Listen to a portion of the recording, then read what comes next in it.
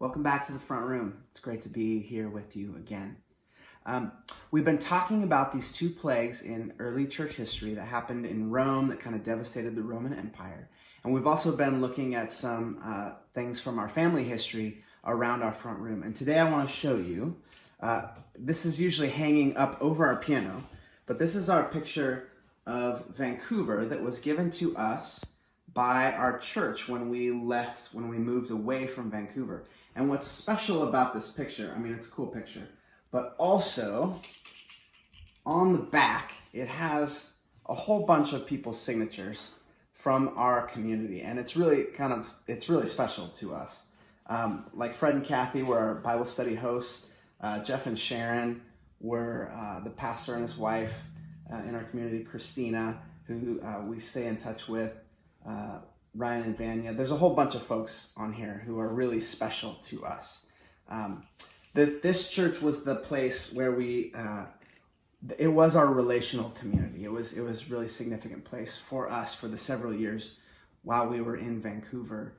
So much so that we never attended another church during the several years we were there. We only, on Sundays, this was the only church we went to. It was just a really special important place. It provided a place of belonging for Grace and I as newlyweds going up to start a new adventure. So that church was really significant for us. Through the church, God's Spirit gives meaning, value, and belonging to people. And especially in these plagues, we've seen meaning, value, and belonging to those who suffer. How does the church provide belonging to those suffering in times of crisis? That's what we want to look at today. And I want to give three answers for how the early church provided belonging to those in their suffering.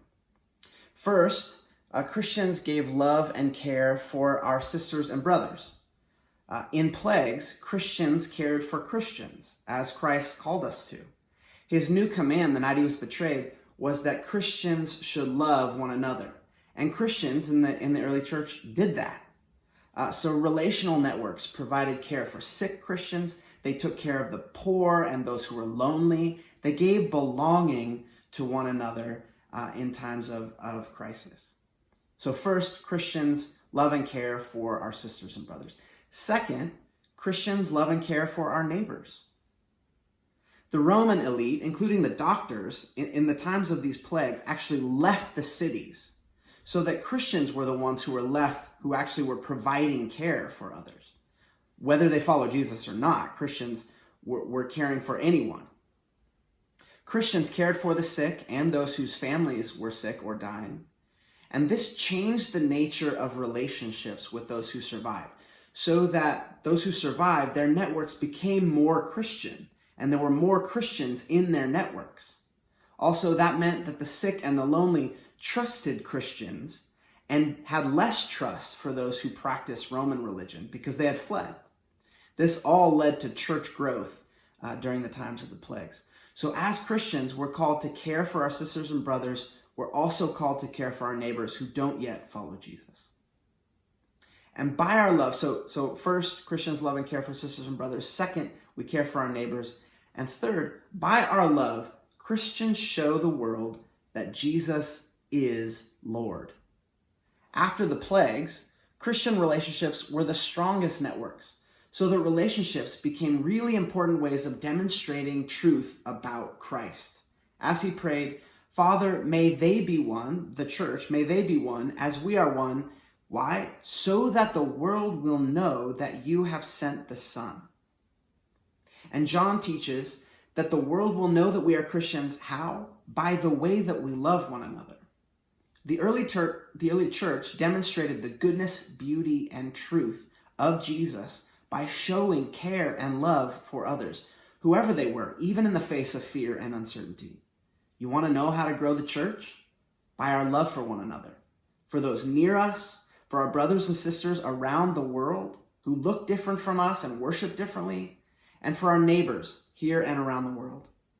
In conclusion, the early church faced devastating plagues, but the church actually grew in the middle of those plagues because God led the church to give meaning, value, and belonging to those in their suffering.